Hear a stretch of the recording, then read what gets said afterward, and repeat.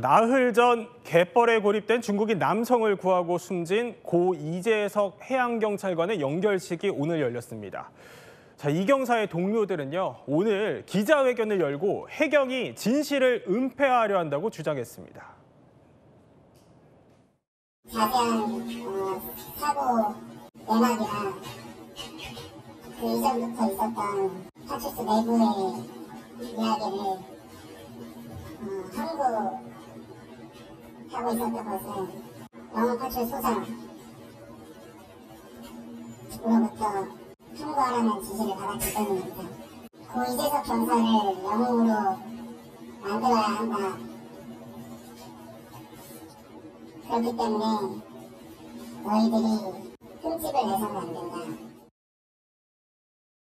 그러니까 윗선으로부터 함구하라는 지시를 받았다 이런 거예요. 그러니까요. 오늘 연결식이 열리기 2시간 전에 당일 사고 당일 있었던 그 함께 근무했던 그 동료 4명이 기자회견을 열고 이 사실을 폭로한 겁니다. 그러니까 영흥파출소장과 그다음에 인천해양경찰서장이 자 이재석 경사를 영웅으로 만들어야 되니까 자 지인이나 언론 유족들에게 아무 말도 하지 말라고 했다. 이런 취지로 폭로를 했다는 거고요.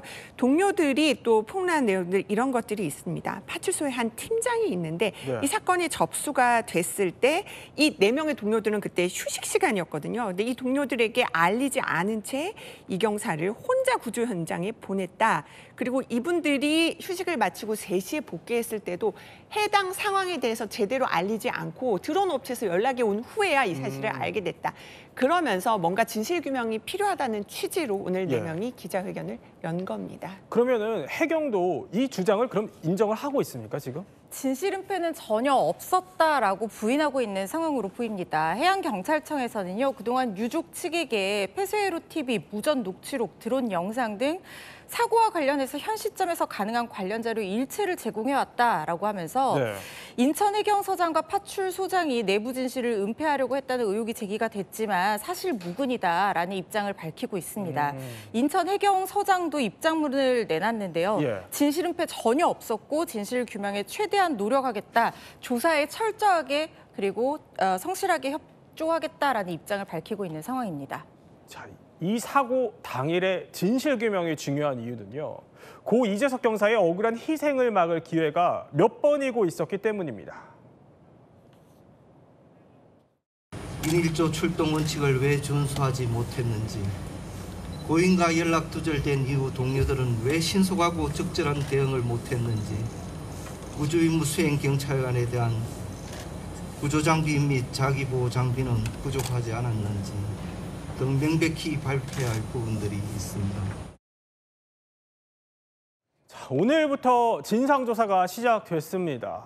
보시는 것처럼 2인 1조로 출동하는 게 원래 원칙입니다. 그런데 그럼 이남희 기자, 왜 혼자 출동했는지는 아직도 안 밝혀진 겁니까? 아직도 이제 오늘 진상조사가 진행이 이제 시작이 됐기 때문에 이제 그 부분을 가장 집중적으로 한번 살펴봐야 될 것 같습니다. 당시 상황으로 돌아가 보면은요. 자, 새벽 2시 7분쯤에 지금 이 경사가 갯벌에 사람이 있다는 신고를 접수하고 현장에 부랴부랴 이제 요구조자 위치를 파악하고 이렇게 지금 내려서 가는 모습 있습니다.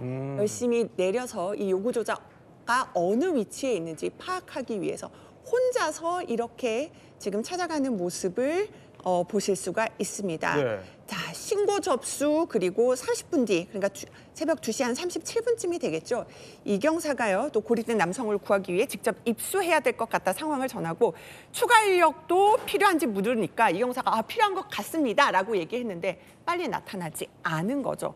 보면 당시에 그 상황을 보면은요, 그날 이제 6명이 파출소에 근무를 하고 있었는데 이제 보면은 보통은 2인 1조로 움직여야 되는데 아까 말씀드린 것처럼 이 4명이 야간 휴게 시간이어서 지금 쉬고 있었던 상황이었고요. 한 명은 또 사무실에 남아서 다른 또 접수를 받아야 되잖아요. 그래서 이재석 경사 홀로 출동을 하게 돼서 결국 2인 1조 출동 원칙이 위반이 된 건데 자, 누가 잘못한 건지 이런 것들은 다시 한번 조사를 통해서 엄격하게 가려져야 될 것으로 보입니다. 그러니까 2인 1조 출동 원칙이 지켜지지 않은 정황들이 계속해서 드러나고 있는 상황인데 심지어는 아니 구조에 들어가기 전에 이미 추가 인력 지원을 요청한 것으로 보이는 교신들이 있었다면서요. 네, 현장에 도착하자마자 보고와 교신을 했는데 교신한 상대방은 이 파출소 팀장입니다. 그런데 그때 이미 추가 인력 지원 요청을 얘기하는 내용이 포함이 되어 있었다는 거예요. 현장에 도착한 시간이 새벽 2시 42분입니다. 예.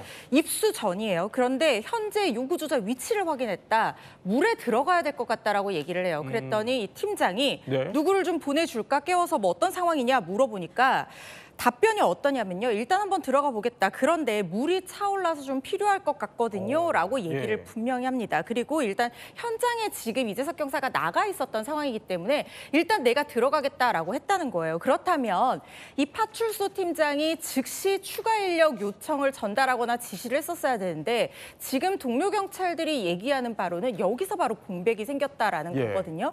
여기에서 왜 이 파출소 팀장이 추가 인력 보강을 출동을 빠른 대처를 하지 않았던 것인지 그 부분에 대한 핵심적인 어떤 조사가 필요한 그런 상황이 아닌가 하는 생각이 듭니다. 최 교수님, 그러니까 당시 상황을 저희가 한번 시간대별로 정리를 해봤어요. 정리를 해보면 이렇습니다. 그러니까 추가 인력이 필요하다는 지원을 언급한 지 그러니까 30분 가까이 되도록 아무런 조치가 없었던 상황인 거거든요. 그럼 이게 추가 인력이 필요할 것 같다 이렇게 얘기를 했으면 지원을 나갔어야 되는 거 아닙니까? 당연히 나갔어야 되죠. 원래는 2인 1조 출동이 원칙이에요. 그 원칙을 지키지 않은 게 첫 번째 문제입니다. 예. 물론 이경사가 혼자 가겠다고 스스로 얘기한 건지 아니면 팀장이 혼자 가라고 얘기했는지는 알 수 없어요. 그러나 그건 중요치 않아요.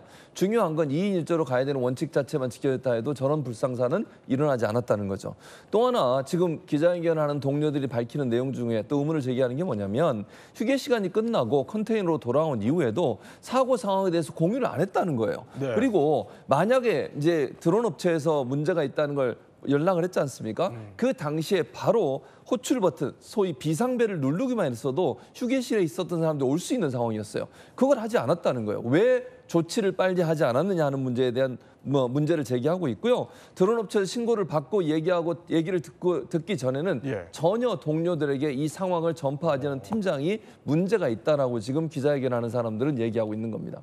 아니 그러면 그러니까 당시 동료들은 상황을 전혀 몰랐다 이 얘기예요? 그런 상황인 거죠. 그러니까 드론 업체에서 얘기하기 전까지는 전혀 상황을 모르는 상황이었고요. 예. 본인들이 알았다면 출동을 같이 했을 가능성이 있는데 그거 자체를 왜 공유하지 않았는지 이 팀장에 대한 문제점을 지적하고 있는 겁니다. 자, 그러면 시간대를 다시 한번 볼게요. 허준 변호사. 보면 고 이재석 경사가 현장에 도착을 한 거는 그날 새벽 2시 25분이었는데 이게 상황실에 보고가 돼서 또 구조 작업이 시작된 거는 이로부터 1시간이 넘었을 무렵이었거든요. 그러면 이 보고가 더 빨리 이뤄졌다면 상황이 조금 달라지지 않았겠어요? 당연히 달라졌을 가능성이 있다는 생각이 듭니다. 지금 마지막까지 이경사의 모습이 촬영됐던 시간이 새벽 3시 27분께까지 촬영이 됐던 그 모습이 있습니다. 그때 모습이 순전등과 재난안전통신망 이 단말기 이걸 손에 쥔 채 물속에서 겨우 발을 움직이면서 떠 있었거든요. 그때 이미 구명조끼라든가 순찰 장갑 같은 자신을 보호할 수 있는 모든 보호 장구는 요구조자에게 지금 보시는 것처럼 다 내줬어요. 그렇기 네. 때문에 사실상 위치를 알릴 수 있는 손전등 하나에 의지해서 그냥 그 거센 물살 속에서 겨우 떠 있었던 상황인 겁니다. 그렇다고 하면 이 27분만이라도 이때만이라도 구조 헬기가 이륙을 했었다면 어땠을까 하는 생각이 드는 게 상황실에 알려진 게 30분이에요. 그러니까 이 영상이 마지막 영상이 촬영된 지 3분 뒤에 상황실에 보고가 됐고 그때 뭐 여기저기 뭐 경비정이라든가 이런 각종 구조 장비들을 출동 지시를 내렸다고 하지만 구조 헬기가 이륙한 게 새벽 3시 55분입니다. 그러니까 사실상 실질적인 구조를 할 수 있는 그 헬기가 이륙한 시간은 이미 너무 늦어버렸다는 네. 거예요. 이게 정말 아까운 정말 희생정신이 넘쳤던 능력 있는 경찰관의 목숨을 잃게 한 원인 중에 하나는 아닌지 철저한 조사 필요해 보입니다. 자, 오늘 연결식이 열렸습니다. 내 가족도 그리고 내 동료를 잃은 그 큰 슬픔을 어떻게 짐작하겠습니까? 이남희 기자. 오늘 김대훈 경장 고별사에서 이렇게 얘기를 합니다. 사람들이 너를 영웅이라고 지켜세우지만 어둠 속 바다에서 혼자 싸웠을 너의 모습이 떠올라서 비통함을 감출 수 없다. 이러면서 정말 눈물을 보였고요. 보면은 그 유족들도 너무 억울하게 세상을 떠났다면서 정말 분통을 터뜨렸습니다. 2인 1조로 출동을 했더라면 좀 더 사람이 더 필요하다고 요청을 했을 때 더 사람이 빨리 지원이 됐다면 여러 가지로 아쉬움이 남기에 더 안타까운 연결식이었습니다.